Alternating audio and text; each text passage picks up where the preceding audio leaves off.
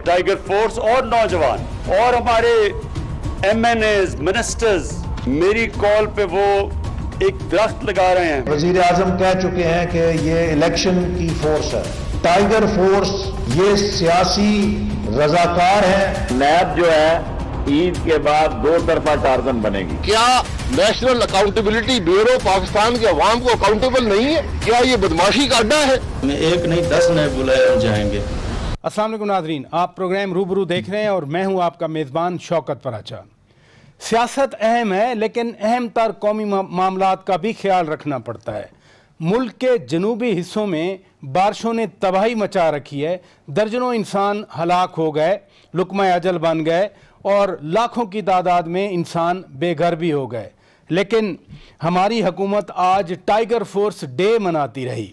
सियासत अहम है, इसलिए वज़ीर आज़म इमरान खान भी टाइगर फोर्स डे पर टाइगर फोर्स को मुबारकबाद दे रहे थे, जबकि खैबर पख्तूनख्वा और पंजाब की हुकूमतों ने तो बाकायदा तकरीबात मुनक़िद की। लेकिन दूसरी तरफ सिंध में, बलूचिस्तान में और पंजाब के जनूबी अजला में सैकड़ों पुल बह गए, पानी के बंद टूट गए, सड़कें ख़त्म हो गईं और पुलें बह गईं, लेकिन यहाँ पर तकरीबात का सिलसिला जारी रहा।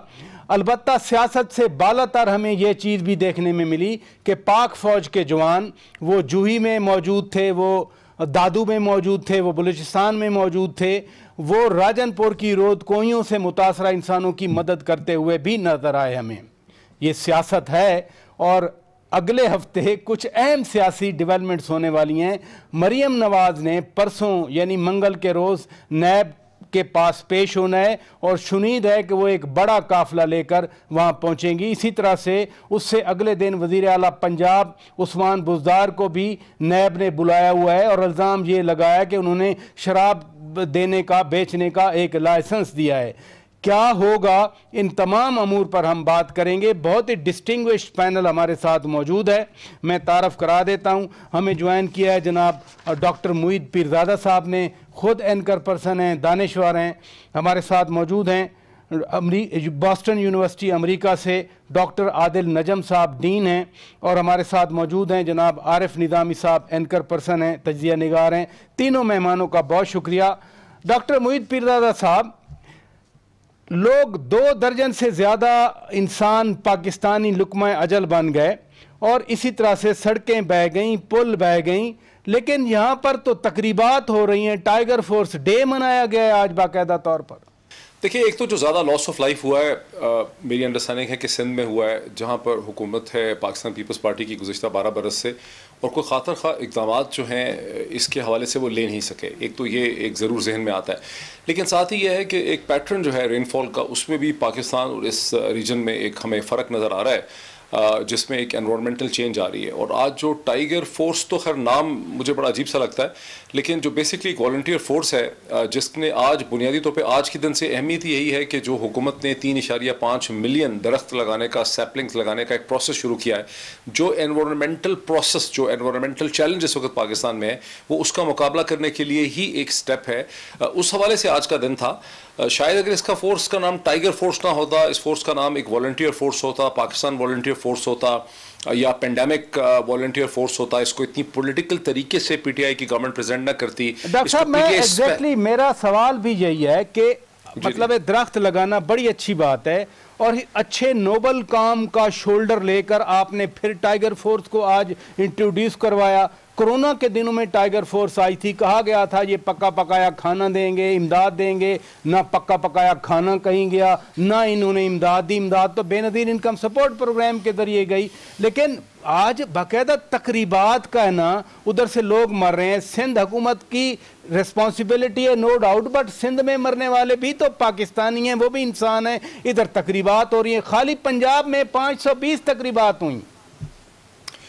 अब ये मुझे नहीं पता कितनी हुई है। देखिए, अगर इसका जब इसको कोरोना पेंडेमिक में टाइगर फोर्स को खड़ा किया गया, जिसमें कि इसका कोई खातर खा रोल सामने नहीं आ सका, बरतानिया के मॉडल पर खड़ा किया गया, जहाँ पर एक वॉलंटियर फोर्स खड़ी की थी प्राइम मिनिस्टर बोरिस जॉनसन ने।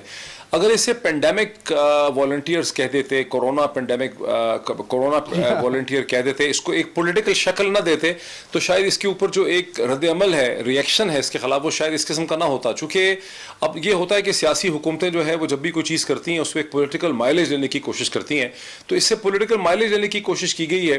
वो मेरे ख्याल इतना मिल भी उनको नहीं सका है, और आज भी शायद मेरे ख्याल वजह इसी की यही है कि चूंकि उसको पॉलिटिकल शक्ल दे रहे हैं, वरना जो काम वो करने चले हैं दरख्त लगाने का, वो काम तो बड़ा मुनासिब है। 3.5 बहुत अच्छा काम है, दरख्त लगाना बहुत अच्छा काम है, देयर इज नो डाउट। और इस चैलेंज का जो हमारा रेनफॉल का, फ्लडिंग का चैलेंज है, उसका मुकाबला करने के लिए भी वो बहुत हेल्पफुल है। लेकिन वो अब उसकी ज़ाहिर है कि डिस्क्रिप्शन इस किस्म की बन गई। नादरीन, आरिफ निज़ामी साहब हमारे साथ मौजूद हैं। अस्सलाम वालेकुम निज़ामी साहब। वालेकुम जी, बहुत शुक्रिया आपने वक्त निकाला। हम बात कर रहे हैं कि हमारे मसाइल तो बहुत डिफरेंट हैं और डीप रूटेड मसाइल हैं, लेकिन हम कभी कोई दिन मनाने लग जाते हैं, कभी कोई दिन मनाने लग जाते हैं। पहले हमने ईद मनाई, फिर आज जब तबाही हो रही है बलूचिस्तान में, सिंध में, पंजाब के जनूबी अजला में, हम ये टाइगर फोर्स डे मना रहे हैं। क्या वाकई ये संजीदा मसला है कि हम टाइगर फोर्स डे मनाएं, या डाइवर्ट किया जा रहा है डेलिबरेटली कि लोग उन मसाइल की तरफ ना देखें, ना सोचें, बल्कि चलें इसी तरह बबल अप होता रहे मामला? दोनों बातें हैं। एक तो यह है कि जब हुकूमत जो खरीदी जो शोबे हैं उनमें परफॉर्म नहीं, जैसा कि इस हुकूमत का है, तो टाइगर फोर्स जो है ये एक पॉलिटिकल फोर्स रीज की है, ये ज्यादातर तो ऑन पेपर है। और अब ये जो आपने खुद ही कहा कि दरख्त लगाना बड़ा अच्छी बात है, मुस्तहसन फैसला है, लेकिन शायद प्रायोरिटीज में और चीजें भी आगे आती हैं। उसमें फॉरेन पॉलिसी के इश्यूज तो हमें पता लग ही गए उस दिन, परसों जिस तरह जब हमने कश्मीर का दिन मनाया, ये यौम इस्तिसाल, तो हमें ये नजर आया कि हम खुद तो जितना मर्जी इसको बना रहे हैं जोश खरोश से, दुनिया में हम काफी आइसोलेटेड है। दुनिया इस्लाम में भी, मगरब में भी, अमेरिका में भी। और इस मौके पे सऊदी अरब ने को बयान तो देना को दरकिनार, उन्होंने हमें जो फैसिलिटी दी हुई थी उसमें से $1 अरब जो है वो खींच लिया। यही हाल गवर्नेंस का है, इकॉनमी का है। तो फिर इस किस्म की जो स्टंट होते हैं वही उसी से हुकूमत चलाई जाती है।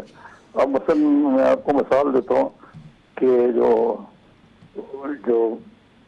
खैबर पेशावर में जो ट्रेन बनाई जा रही है, BRT जिसको कहते हैं, मेट्रो सर्विस बनाई जा रही है। जी वही BRT कहते हैं ना उसको। तो वो अभी तो उसका इफ्तिताह ही नहीं हुआ, तो वो टिकट पहले बेचे जा रहे हैं जैसे कि ये कोई बहुत बड़ा कोई नहीं। इवन देखे ना, टिकट बेचे जा रहे हैं अपनी जगह पे, लोगों के साथ कितनी ज्यादती है। दरख्त आप लगा रहे हैं, खैबर ज़िला खैबर में लोगों की ज़ाती ज़मीन है, आपने जनाब वहाँ दरख्त लगा दिए, वो बाहर निकल आए, उन्होंने जुलूस निकाला कि एक बार आप दरख्त लगा लेंगे अगर सरकार के, फिर ज़मीन तो उनसे गई। डॉक्टर आदिल नजम साहब, मैं आपकी तरफ आता हूँ। फोर्स बनाना, टाइगर फोर्स बनाना, कौन सा ऐसा कारनामा था कि आज बाकायदा तौर पर उसको सेलिब्रेट किया गया? और दूसरा, इसका कॉन्टेक्स्ट, हमारे यहाँ पहले भी लश्कर बनते रहे, फोर्सेस बनते रहे, और उसकी वजह से हमारे गले में अजाब भी पड़ते रहे। फैटफ का अजाब भी हमारे गले में इसी तरह के लश्कर, इसी तरह की फोर्स बनाने। आप बाहर बैठे हैं, इन्वायरमेंट देखें, दुनिया का जो बिहेवियर, एटीट्यूड टुवर्ड्स पाकिस्तान है, फिर भी हम ऐसे तजर्बे कर रहे हैं। यार शौकत, दो चार चीजें देखें। एक, जैसे आपने कहा कि मैं बाहर बैठा हूँ, अंदर की सियासत आप बेहतर जानते हैं, आप उस पर बेहतर कह सकते हैं कि तकरीब हुई या नहीं हुई। और मेरे ख्याल में इस फोर्स का फैक्टर्स से लिंक करना तो थोड़ा सा ज्यादती है, लेकिन असली बात मैं जो यहाँ से बैठ के एज एनवायरमेंटलिस्ट स्पेशली कह सकता हूँ कि वो ये है कि बारिश हुई, इसमें तो ताज्जुब किसी को नहीं होना चाहिए। बारिश में नुकसान हुआ, इसमें किसी को ताज्जुब नहीं होना चाहिए। सलाब आया, इसमें किसी को ताल्लुक नहीं होना चाहिए। आपने जिंदगी में कितने देखे हैं, मैंने कितने देखे हैं, कौन सा साल देखा है जब हमने नहीं देखा। मैं आपको अभी ये भी बता देता हूं कि अनकरीब आप एक प्रोग्राम करेंगे कि कराची में हीट वेव आएगी, उसके बाद आप करेंगे कि एक ड्राउट आएगी। आई होप करेंगे, क्योंकि बहुत सारे नहीं करेंगे। अगर उसका सियासी पहलू नहीं मिला तो हम प्रोग्राम ही नहीं करेंगे।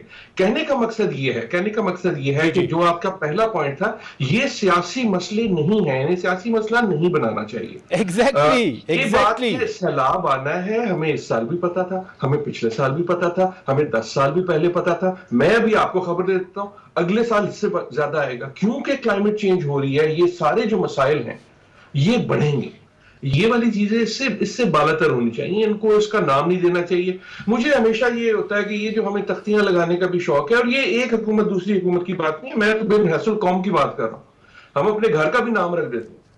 तो हमें एक जो झंडा गाड़ने का जो शौक है, जो दरख्त होता है उसकी सियासत नहीं होती, उसका कोई रिलीजन नहीं होता। मेरे ख्याल में पुलों का भी कोई सियासत नहीं होनी चाहिए, और पानी की भी कोई सियासत नहीं होनी चाहिए।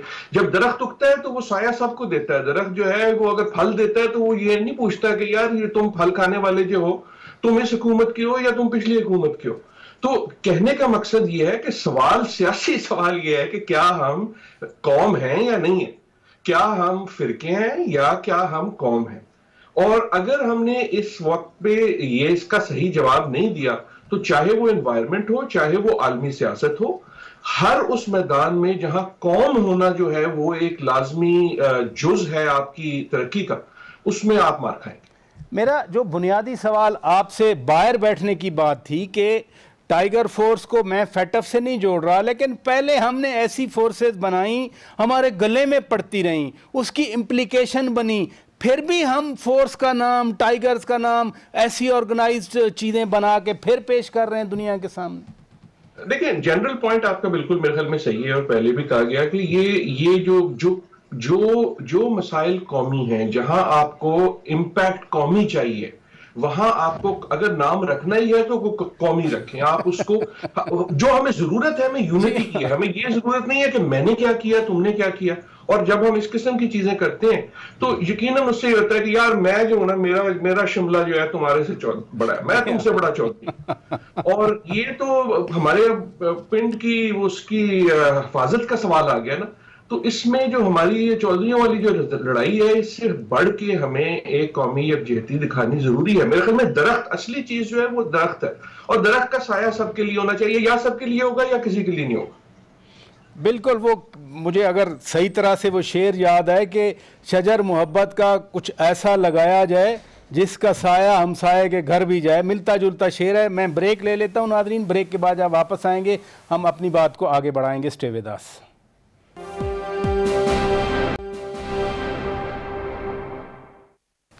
वेलकम बैक नाज़रीन, रूबरू प्रोग्राम आप देख रहे हैं और हम बात कर रहे हैं सैलाबों के हवाले से, तबाही के हवाले से। और अच्छा हुआ कि शेख रशीद अहमद ने कम अज़ कम इतना तो कर दिया कि उन्होंने बलूचिस्तान में एक ट्रेन चलाने का ऐलान किया है, ताकि जो मुतासरा लोग हैं उनकी नकल मकानी के लिए आसानियाँ पैदा की जा सकें। मरियम नवाज़ को परसों नैब ने बुलाया है, और उससे अगले दिन पंजाब के वज़ीर आला उस्मान बुज़दार को भी बुलाया गया है, फिर पीटीआई के एक एमपीए, फिर एमएनए को भी बुलाया गया है।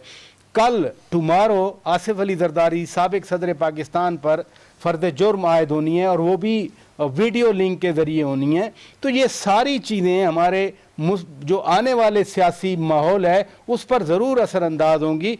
डॉक्टर मोहित पीरज़ादा साहब, हमारे जैसे मुआशरे में किसी को ख़राब करने के लिए ये बहुत है कि उसके बारे में कहा जाए कि जी वो शराब बेचता है या उसने शराब का लाइसेंस दिया है। अब उस्मान बुज़दार को इस सूरत हाल पर बुलाया गया है, क्या नैब वैसे तो नहीं करेगा जैसे आशियाना में बुलाया था और साफ पानी में बंद कर दिया, फिर सबूत नहीं थे और मियाँ शहबाज शरीफ की फिर जमानत भी हो गई थी? मैं खाली असेसमेंट जानना चाहता हूँ, आपकी रीडिंग क्या है? देखिए, मेरी असेसमेंट ये है कि नैब का इदारा जो है वो एक मल्टीपर्पज़ टूल बन चुका है इस वक्त सिस्टम के हाथ में। और जब आपने किसी पे दबाव बढ़ाना होता है, किसी को गंदा करना होता है, किसी को आपने अंडर प्रेशर लाना होता है, किसी से आपने कोई डील करनी होती है, कोई आपको लग रहा होता है कि ज़्यादा बोल रहा है, असर्ट कर रहा है, अपनी औकात से बाहर निकल रहा है, या कंप्लाई नहीं कर रहा, कोऑपरेट नहीं कर रहा, तो आप उसको उसके बारे में कोई ना कोई चीज़ जो है वो ढूंढ लेते हैं। और ये जिस तरह से नैब चीज़ें ढूंढता है उस तरह से तो मेरे आपके किसी भी बिजनेसमैन के बारे में, किसी टेलीविज़न टाइकून के बारे में, इनफैक्ट मीर शकील रहमान साहब का जहन में आता है कि उनको चूँकि एक तरह से सज़ा दी जा रही है, ये फिक्स किया जा रहा है, तो उनको एक 35 साल पुराने ऐसे केस में जहाँ इशू ये नहीं है, उन्होंने ज़मीन अपने ही पैसों से मेरी अंडरस्टैंडिंग ख़रीदी है जो मैंने देखा है, इशू ये है कि उसमें इरेगुलरिटी हुई है और वो लैंड उस तरह से क्लब नहीं हो सकता था ग़ालिबन 35 कैनाल का या 54 कैनाल का, जिस तरह से उसको क्लब कर दिया गया है। और अगर उस पर उस वक़्त के चीफ़ मिनिस्टर नवाज शरीफ साहब जो थे, उन्होंने अगर परमिशन दी थी तो वो परमिशन जो है वो सही नहीं थी, उनको नहीं देनी चाहिए थी। अब जहाँ तक ये केस शराब का नहीं है, शराब तो गंदा करने के लिए ज़रूर है, ये तो कोई 1-1.5 साल से ये चीज़ चल रही है कि उस्मान बुज़दार साहब ने शुरू में ही जब वो चीफ़ मिनिस्टर बने हैं, पहले 6-7-8 माह में ही उन्होंने लिकर का एक लाइसेंस एक ऐसे होटलिंग रेस्टोरेंट को दिया है जिसको लिकर का लाइसेंस मिल नहीं सकता था, बिकॉज उसकी रजिस्ट्रेशन जो है टूरिज्म इंडस्ट्री के हिसाब से नहीं हुई थी और ग़ालिबन वो L2 का जो लाइसेंस है वो तभी मिलता है जब ये मेरिट पे जो केस का मेरिट है वो अपनी जगह पे। जो आपने कहा कि जी किसी को फिक्स करना होता है तो बुला लिया जाता है, यानी आप वाकई सीरियसली समझते हैं कि आप उस्मान बुज़दार हाथ से निकलता जा रहा है और उसको फिक्स करना है तो इसलिए बुलाया जा रहा है? देखिए ना, जो सिस्टम है पाकिस्तान का उसमें बहुत से ताकतवर जो ग्रुप्स हैं या एलिमेंट्स हैं, वो ये समझते हैं कि उस्मान बुज़दार, बहुत ज़्यादा लोग समझते हैं कि Usman Buzdar is not the right chief minister और प्राइम मिनिस्टर इमरान खान के ऊपर दबाव है, ये बारहा उनको कहा गया है, ये कम्युनिकेट किया गया है। आप देखें PTI के अंदर से, इस्टेब्लिशमेंट की तरफ से, मीडिया की तरफ से बहुत है कि भाई उस्मान बुज़दार तो जज नहीं रहे हैं, 2 साल हो गए हैं, गलत आपने चीफ मिनिस्टर लगाया और उसको रिप्लेस होना चाहिए। प्राइम मिनिस्टर इमरान खान ने चूँकि उस्मान बुज़दार पे स्टैंड लिया है, वो ग़ालिबन उस्मान बुज़दार को एज अ कवर यूज़ कर रहे हैं for directly governing Punjab. I think prime minister ये समझते हैं कि कोई भी चीफ मिनिस्टर अगर होगा वो उनको पंजाब को उस तरह से गवर्न नहीं करना देगा, उस तरह से वो रिजल्ट्स नहीं हासिल कर सकेंगे with a view towards the next election, जिस तरह से वो डायरेक्टली करते हैं। सो जो वो चाहते हैं उस किस्म की चीज़ जो है वो उस्मान बुज़दार इम्प्लीमेंट कर देते हैं। अगर उस्मान बुज़दार को वो कहेंगे कि आप यहाँ पर 2 मिलियन दरख्त लगाएं, इसी हफ्ते में उस्मान बुज़दार वो दरख्त लगाना शुरू कर देंगे। अगर वो कहेंगे आप ये दरख्त उखाड़ने शुरू कर दें तो उस्मान बुज़दार वो दरख्त उखाड़ने शुरू कर देंगे। इधर रुकिएगा डॉक्टर साहब, इधर रुकिएगा। आरिफ निज़ामी साहब ये फरमाइए कि अब अगले हफ्ते नैब में पेशियां हैं, वज़ीर आला पंजाब की पेशी है और उससे एक दिन पहले परसों मंगल के रोज़ मरियम नवाज साहिबा पेश हो रही हैं और शुनीद है कि वो एक बड़े काफिले के साथ पेश होंगी। क्या वो कोई शो ऑफ पावर का मौका दिया जा रहा है मरियम नवाज को कि एक दफ़ा फिर आप आएँ, बहुत सारे लोग आ जाएंगे? शो ऑफ पावर तो वो कर लेंगे, ठीक है, लेकिन उसका कोई फायदा तो इस वक्त होगा नहीं। ऑपोजिशन भी इस वक्त डिवाइडेड है। आपने देखा ही होगा कि ये जो FATF की रजिस्ट्रेशन के मौके पे जी हाँ, मौलाना फजल रहमान ने बिल्कुल अलग इख्तियार कर ली और बल्कि कंडेम भी किया पीपल्स पार्टी और PMLN को। इसमें इसके बाद ये जो ऑल पार्टी कॉन्फ्रेंस है, इसमें भी जो जब भी हुई उसका वो नतीजा खेस मैं नहीं देख रहा इन चीज़ों को। डॉक्टर आदिल नजम साहब, आपसे यही सवाल है कि पंजाब के वज़ीर आला उस्मान बुज़दार को नोटिस आ गया, तलब कर लिया गया और इल्ज़ाम है कि जी शराब का आपने लाइसेंस दिया। जस्टिस मकबूल बाकर साहब का जो फैसला है उसमें ऑब्जर्वेशन में यही लिखा है कि नैब स्कैंडल्स बना लेती है, फिर नैब लोगों को बदनाम करती है। तो क्या बदनाम करना मकसूद है, क्या करना मकसूद नज़र आता है आपको?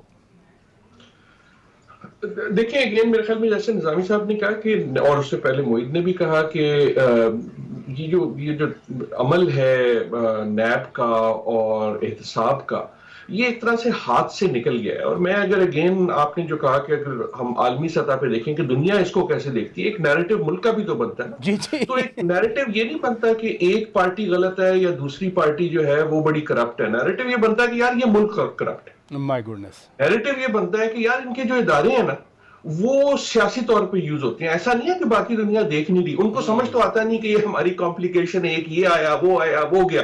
वो तो दूर से कहते हैं यार ये जो लोग हैं ना इनके साथ तो पड़ना ही मुश्किल।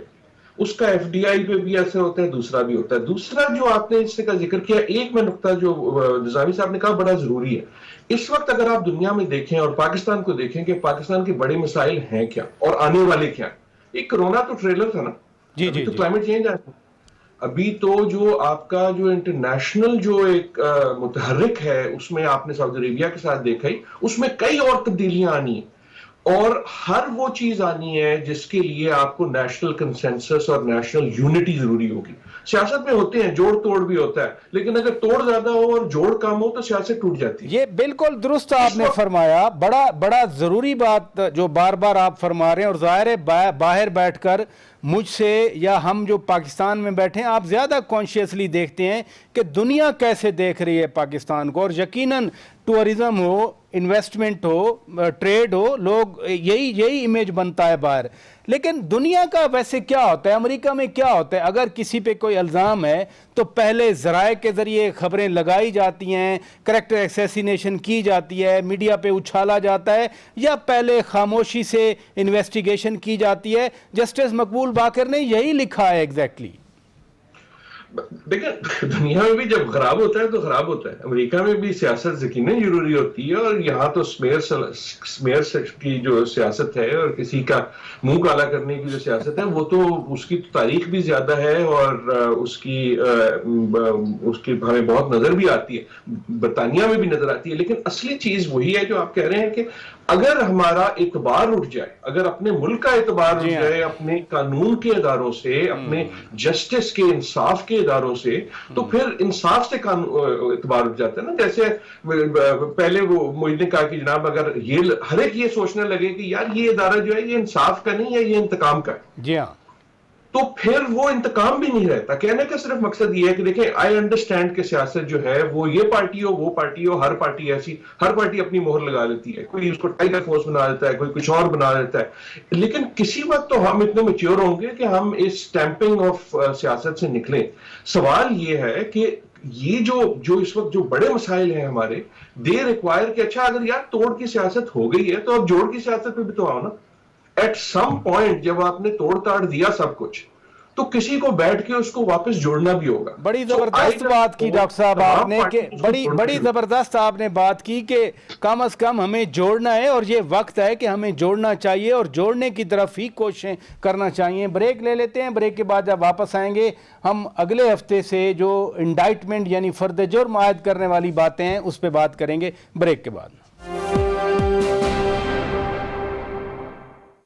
आप देख रहे हैं हमारे साथ मौजूद हैं डॉक्टर मुईद पीरजादा साहब, डॉक्टर आदिल नजम साहब और आरिफ निज़ामी साहब। डॉक्टर पीरजादा साहब, बड़ी इंटरेस्टिंग डेवलपमेंट हुई है। कल यानी पीर के रोज़ साबिक सदर आसिफ अली जरदारी पर फर्द जुर्म आयद होनी है और वीडियो लिंक के ज़रिए होनी है। फवाद चौधरी वफाकी वज़ीर हैं, साइंस और टेक्नोलॉजी को देखते हैं। वो कह रहे हैं कि यही टेक्नोलॉजी नवाज शरीफ के ख़िलाफ़ क्यों नहीं इस्तेमाल होती। फवाद चौधरी तो खुद हुकूमत है, वो किससे सवाल कर रहे हैं जी? देखिए वो एक सवाल थ्रो कर रहे हैं सिस्टम के सामने, और सवाल तो यकीनी तौर पे बहुत ही उनका मौजू है, मुनासिब है, लॉजिक उनकी बिल्कुल सही है कि अगर आसिफ अली जरदारी साहब का एक्सक्यूज़ ये है कि मैं प्रेजेंट नहीं हो सकता हूँ बिकॉज बीमार हूँ, मेरे नकात है, मुझ में कमज़ोरी है, तो उसका हल जो है वो नैब ने ये निकाला है कि उनको इंडाइटमेंट के लीगल प्रोसेस आगे बढ़ जाएगा with the help of an available audio visual technology. जैसे आप देख रहे हैं कि कोविड-19 के बाद जितनी पाकिस्तान की कॉरपोरेशन हैं, वर्ल्ड वाइड कॉरपोरेशन हैं, उन्होंने अपना सारा काम जो है वो बेसिकली जूम के ज़रिए, इस किस्म की जो डिफरेंट ऐप्स हैं उसके ज़रिए चलाया है। अब जो कॉन्फ्रेंस और सेमिनार्स होती थी जितनी भी, वो उसकी जगह वेबिनार्स होते हैं। अभी आपने देखा कश्मीर के हवाले से, अगस्त 5 के हवाले से दर्जनों जो वेबिनार करवाए हैं थिंक टैंक्स ने, यूनिवर्सिटीज़ ने, वो सब इसी टेक्नोलॉजी के ज़रिए करवाए हैं। तो मैं समझता हूँ कि फवाद चौधरी की लॉजिक और मंतक तो उनकी बिल्कुल ठीक है, और मैं समझता हूँ कि नवाज शरीफ साहब अगर बरतानिया में हैं और उनका लीगल केस आगे नहीं चल रहा तो उसकी वजूहत लीगल तो नहीं है, उसकी वजह तो यह है कि उनको एक पोलिटिकल रिप्रीव मिली है सिस्टम से। हुकूमत फिर या तो अटॉर्नी जनरल के जरिए मूव करे कोर्ट में, ऐसा करें। खा एक ट्वीट करने से हुकूमत अब किसी और से मांग रही है कि आप ऐसा करें। देखिए, ये तो कोई बहुत ढकी छुपी बात नहीं है कि पाकिस्तान में एक हाइब्रिड किस्म का मॉडल है। मैं एक और टेलीविज़न प्रोग्राम में था जहां खुर्रम दस्तगीर साहब ने ये टर्म इस्तेमाल की है, मैं ख़ुद भी यही समझता हूं कि एक हाइब्रिड गवर्नेंस मॉडल है जिसमें प्राइम मिनिस्टर इमरान खान और उनकी पार्टी एक तरफ हैं, पाकिस्तान की इस्टेब्लिशमेंट और इदारे उनका अपना एक इनपुट है, तो एक मिली जुली किस्म की फॉर्म ऑफ गवर्नमेंट है। और फवाद चौधरी बुनियादी तौर पे उस सिस्टम के सामने अपना सवाल रख रहे हैं, एक ओपिनियन शेप करना चाह रहे हैं। फवाद चौधरी कोई कुल मुख्तार कुल नहीं है यहाँ पे, वो सारी डिसीजन नहीं कर सकते। वो साइंस एंड टेक्नोलॉजी के मिनिस्टर हैं, वो इंटीरियर मिनिस्टर नहीं है, लॉ मिनिस्टर नहीं है। और अगर इंटीरियर लॉ मिनिस्टर तो भी होते तो शायद सारा फैसला खुद नहीं कर सकते थे। वो एक आर्गुमेंट बिल्डअप कर रहे हैं, और आर्गुमेंट ऐसे ही बिल्डअप होता है, उन्होंने एक लॉजिकल आर्गुमेंट दिया है, इसके अलावा तो इसकी अहमियत नहीं बनती कोई। आप चीफ मिनिस्टर के हवाले से भी बात करना चाह रहे थे? जी जी बिल्कुल, मेरी बात दरमियान में रह गई, बिकॉज जब आपने उस्मान बुज़दार साहब का वो कहा तो शराब की और लाइसेंस की बात हुई, और उसके बाद फिर आरिफ निज़ामी साहब ने चूँकि उनसे बातचीत शुरू हो गई, वो बात दरमियान में रह गई। देखिए, उस्मान बुज़दार साहब के ख़िलाफ़ ये एक शिकायत तो ख़ासी देर से चल रही थी कि उन्होंने गलत बुनियादों पे इर्रेगुलर एक फ़ैसला किया, और जहां उन्होंने एक लिकर का लाइसेंस एक ऐसी इस्टेब्लिशमेंट को दिया है जिस इस्टेब्लिशमेंट को अंडर द लॉ वो लाइसेंस नहीं मिल सकता था। वो गालिबन L2 लाइसेंस है, और आपको एक सर्टन आपको एक 4 स्टार या 5 स्टार इस्टेब्लिशमेंट होना होता है, या 3 स्टार इस्टेब्लिशमेंट होना होता है जब आपको लिकर का लाइसेंस मिल सकता है, और टूरिज़्म इंडस्ट्री से आपकी सर्टिफिकेशन होती है। यानी 5 स्टार होटल्स जो हैं लाहौर, कराची, इस्लामाबाद में, उनको लाइसेंस मिल सकता है। और वहाँ इल्ज़ाम रिश्वत का है, वहाँ जो फिगर अखबारात में कोट हो रहा है वो ₹50 मिलियन या 5 करोड़ की रिश्वत का इल्ज़ाम है। लेकिन होगा इसलिए कुछ नहीं कि जिस तरह से मैंने आपको कहा कि मीर शकीरुर रहमान के ऊपर एक इरेगुलरिटीज़ की बेसिस पे नैब का केस है, उनको बंद भी किया हुआ है। चीफ मिनिस्टर को ज़ाहिर बंद कोई नहीं कर सकेगा, लेकिन जो इरेगुलरिटीज़ के केसेस होते हैं जहां किसी का आप साबित ना कर सकें कि उसने डायरेक्टली चलें डॉक्टर साहब, आप कम अज़ कम इतनी बात तो कर रहे हैं कि चीफ मिनिस्टर को वो बंद नहीं कर सकेंगे। इधर रुकिएगा, आरिफ निज़ामी साहब ये फरमाइए कि अभी आसिफ अली जरदारी पे कल फर्द जुर्म आयद होनी है और वीडियो का इस्तेमाल किया जा रहा है, टेक्नोलॉजी का। फवाद चौधरी साहब आज कह रहे थे कि मियां नवाज शरीफ के केस में भी उनको फोर्स किया जाए कि वो टेक्नोलॉजी के ज़रिए अपना बयान दें, केस में शामिल हों। अगर टेक्नोलॉजी का इस्तेमाल हुआ, जज अरशद मलिक के मामले में अरशद मलिक एक्सपोज हुआ और वो मुलाजमत से बर्खास्त कर दिया गया, लेकिन वो मुलाजमत से बर्खास्त हुआ, उस टेक्नोलॉजी के इस्तेमाल से मियां नवाज शरीफ को तो कोई फ़ायदा नहीं हुआ। एक कंप्रोमाइज़ जज का फैसला था, PMLN चीखती रही, लेकिन फ़ायदा तो नहीं हुआ फिर टेक्नोलॉजी का। जी, वो जो चीज़ें बिल्कुल क्लियर है हुकूमत के, मसलन आप उसको एहतसाब कर रहे हैं, इंतकाम कर रहे हैं, वो अपोजिशन स्पेसिफिक है ज़्यादातर, वो उसमें कोई जैसे कि प्राइम मिनिस्टर साहब वक्तन फवक्तन याद दहानी कराते रहते हैं कि वो इन लोगों से हाथ भी मिलाने को तैयार नहीं है, ये चोर हैं या डाकू हैं। हालांकि जब तक वो मुलजिम है, लेकिन नैब के नज़दीक वो मुजरिम है और प्राइम मिनिस्टर के नज़दीक भी मुजरिम है। वो पार्लियामेंट के मेंबर हैं, डिस्क्वालीफाई नहीं हुए, लेकिन इमरान खान साहब उनसे वो जो मौजूदा आपने जो जिक्र किया, अब तरक्की लगाने ना जो असल कौम के इश्यूज हैं, उनमें कंसेप्शन बिल्डिंग की ना जरूरत है, ना इस पोजीशन में इस टाइप के नैरेटिव के तहत कंसेप्शन बिल्डिंग कर पाएंगे। बहुत शुक्रिया आरिफ निज़ामी साहब, आपने हमारे लिए वक्त निकाला। डॉक्टर आदिल नजम साहब, हम बात कर रहे हैं टेक्नोलॉजी के यूज़ की। एक साबिक सदर हैं, उनके खिलाफ टेक्नोलॉजी यूज़ हो रही है, और फवाद चौधरी कह रहे हैं कि साबिक वज़ीर आज़म नवाज शरीफ भी टेक्नोलॉजी के ज़रिए तहकीकात में शामिल हों। ये फरमाइए कि अमेरिका के अंदर या बाकी दुनिया में भी क्या टेक्नोलॉजी का सेलेक्टिव यूज़ होता है? देखिए, कई बार होता है कोर्ट्स में, मुझे सही नहीं पता, मेरे ख्याल में कोर्ट्स में, अमेरिका में हाई कोर्ट्स में आपका खुद बजाते खुद वहां होना जरूरी होता है, लेकिन वो हो या ना हो, मेरे ख्याल में फवाद साहब का पॉइंट बड़ा अच्छा है। एज मिनिस्टर ऑफ टेक्नोलॉजी उसको हटा दें, कि नवाज शरीफ को भी हटा दें और जरदारी साहब को भी हटा दें। देखिए, क्योंकि हमारे यहाँ ये बेल्स और ये जो कानूनी कार्रवाई है, ये सियासी कार्रवाई बन जाती है। वो खाली नवाज शरीफ तो नहीं है, एक और सदर भी है, वो भी बाहर है, वो भी बेल पे। उसके अलावा और भी बहुत वो तो वांटेड हैं। आप अगर आप उन्हीं की बात कर रहे हैं, एक और सदर की, वो तो वांटेड है यहाँ पर। हम एक लीगल कवर में एक लीगल कोई एक रेगुलेशन लेके उसमें एक सियासी फैसला कर लेते हैं, एक सियासी रिलीफ दे देते हैं। सो कहने का मकसद ये है कि अब ये, मैं सिर्फ टेक्नोलॉजी की बात कर रहा हूं, मैं किसी की सियासत की बात एग्जैक्टली हम टेक्नोलॉजी की बात कर रहे हैं। जी जी, हर पार्टी इसमें मौजूद है, राइट, हर एक। So as a technology thing, अगर हम 2020 में बैठे हैं, अगर आप मुझे स्काइप पे ले सकते हैं, अगर मैं दिन में 4 बार स्काइप पे तकरीर कर सकता हूं या जूम पे कांटेक्ट कर सकता हूं, तो मेरे ख्याल में ये एक अच्छी तजवीज है बहैसियत साइंस मिनिस्टर, जिसको कोर्ट्स को और वजारत कानून को ले लेना चाहिए कि जनाब आज के दौर में ये जो बजाते खुद मौजूद होने वाली एक जो चीज है, ये जरूरी है या नहीं है। एज अ पॉलिसी मेजर मैं बात कर रहा हूँ। लेकिन इसी हुकूमत भेजा भी तो इसी हुकूमत में था ना, इसी हुकूमत के वुज़रा ने इसी हुकूमत की रिपोर्ट्स देखी, बनाई और भेजा बाहर। एक आम आदमी के लिए भी फायदा होगा, मैं आपसे गुजारिश कर रहा हूं, आम आदमी के लिए भी फायदा होगा कि अगर देखिए ना, एक आम आदमी का जब बेचारे का केस लगता है ना, तो पेशियां लगाना जो है इसकी बड़ी एक कॉस्ट होती है। आपको किसी अपने गांव से, अपने एक शहर से दूसरे शहर में आना पड़ता है, फलाना करना पड़ता है।